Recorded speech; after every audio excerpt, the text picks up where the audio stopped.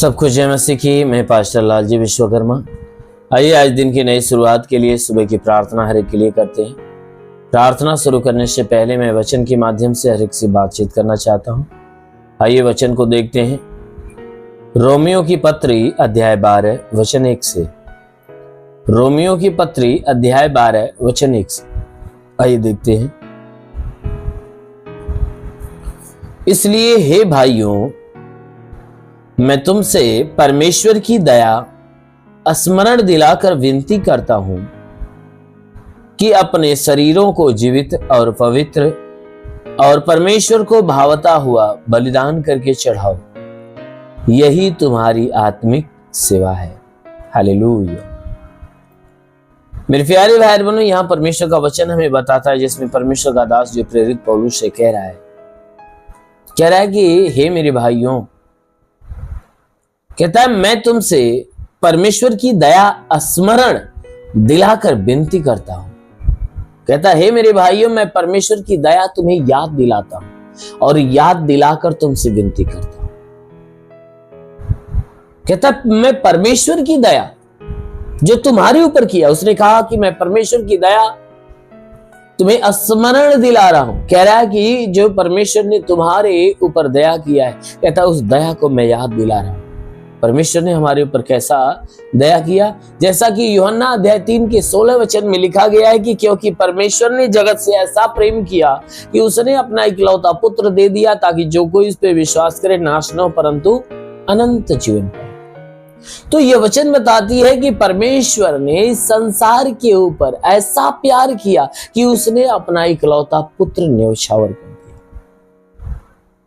और कहा कि जो कोई व्यक्ति उस पुत्र के ऊपर विश्वास करेगा वह नाश नहीं होगा, अनंत जीवन पाएगा। इसलिए मेरे प्यारे भाई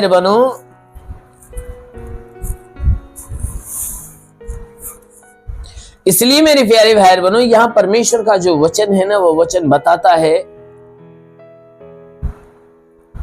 कि मैं तुम्हें परमेश्वर की दया याद दिला रहा हूं। कहता है जो परमेश्वर ने आज के 2000 साल पहले क्या किया है, अपना इकलौता पुत्र तुम्हारे लिए, तुम्हें पापों से मुक्ति देने के लिए, छुटकारा देने के लिए उसने न्यौछावर कर दिया है। उसने दया को न्यौछावर कर दिया है।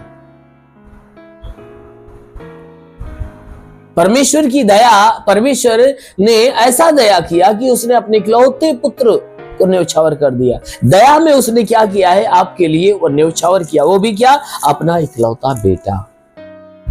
वो अपना इकलौता बेटा आपको दिया, आपके लिए उसने बलिदान कर दिया ताकि आप बचा लिए जाओ।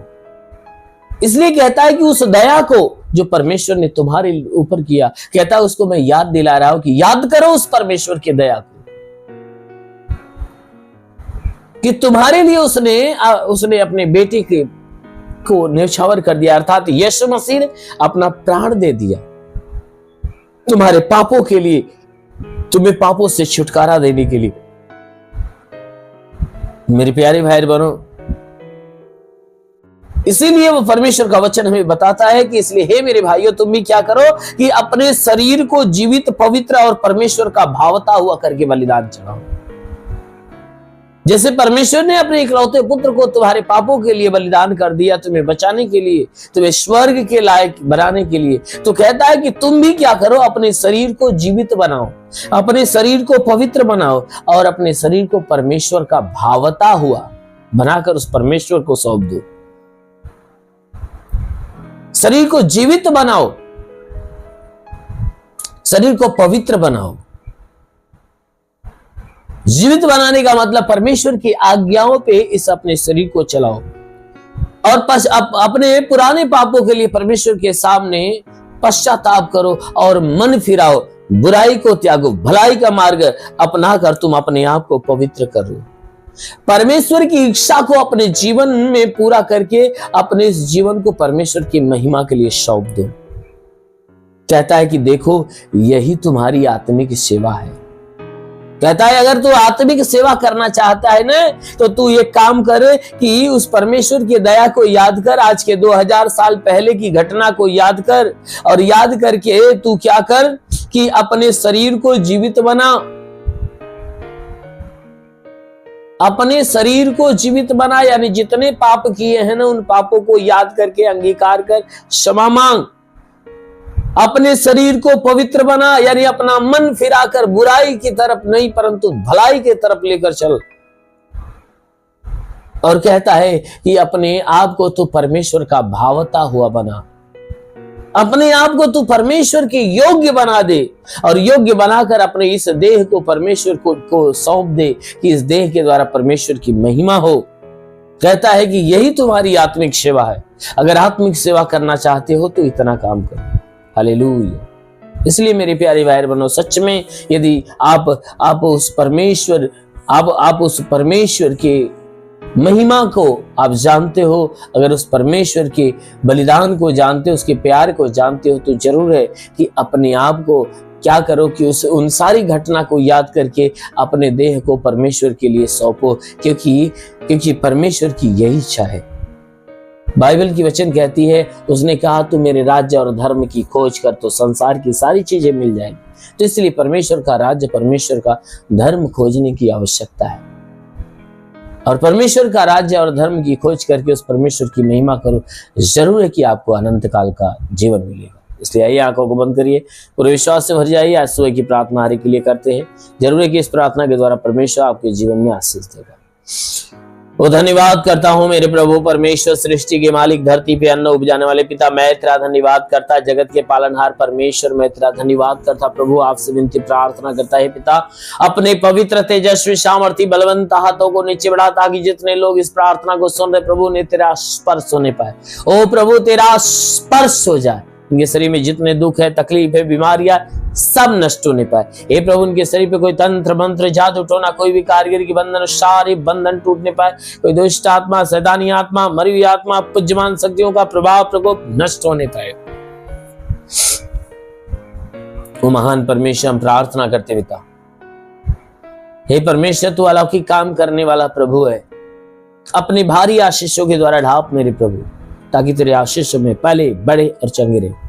मेरे महान परमेश्वर मैं प्रार्थना करता है इनके सारे गुनाह धर्मों को क्षमा कर, इनके ऊपर दया दृष्टि डाल, ताकि तेरे भारी दया भरी करुणा के अनुसार जीवन पाए और बहुत आयत का जीवन। हाँ मेरे महान परमेश्वर मैं प्रार्थना करता पिता, जितने लोग अपने जीवन में निराश है, उदास है, उनकी उदासी बिल्कुल, उनकी निराशा और उनकी उदासी बिल्कुल समाप्त होने पाए।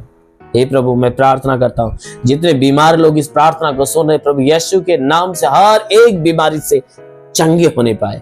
चाहे जो बीमारियां हो निकल जाए, दर्द पीड़ा हो तो निकल जाए, लीवर किडनी की बीमारी हो तो नष्ट होने पाए। हाँ मेरे महान परमेश्वर प्रार्थना करते पिता, हे परमेश्वर इनके शरीर पे कोई चरम रोग हो निकल जाए, खाज खुजलियां नष्ट हो, किसी भी प्रकार के दाग धब्बे निकल जाए, सफेद दाग, पीलिया, एस्ट्रोफीलिया की बीमारी निकल जाए। और परमेश्वर जिसके शरीर में दुष्ट आत्माएं निकल जाए, यीशु के नाम में दुष्ट आत्माएं निकल जाए। जिसके पास संतान हो परम पिता परमेश्वर ने संतान, ओ महान परमेश्वर में प्रार्थना करता रहता, जितने लोग इस प्रार्थना को सुने उनके जीवन में बड़ा चमत्कार होने पाए, तंत्र मंत्र के सारे बंधन टूट जाए, सारे श्राप खत्म होने पाए।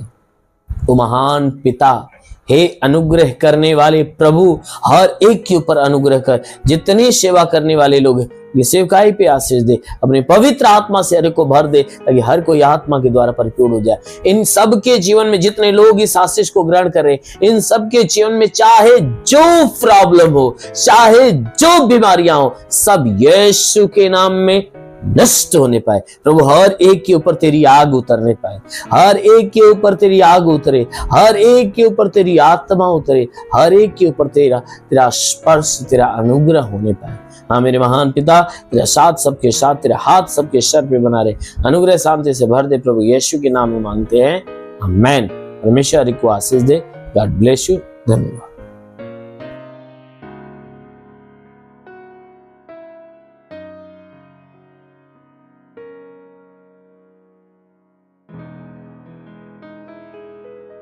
इस वीडियो को लाइक करें, हमारे चैनल को सब्सक्राइब कर बेल आइकन जरूर प्रेस करें हमारी लेटेस्ट वीडियो सबसे पहले देखने के लिए।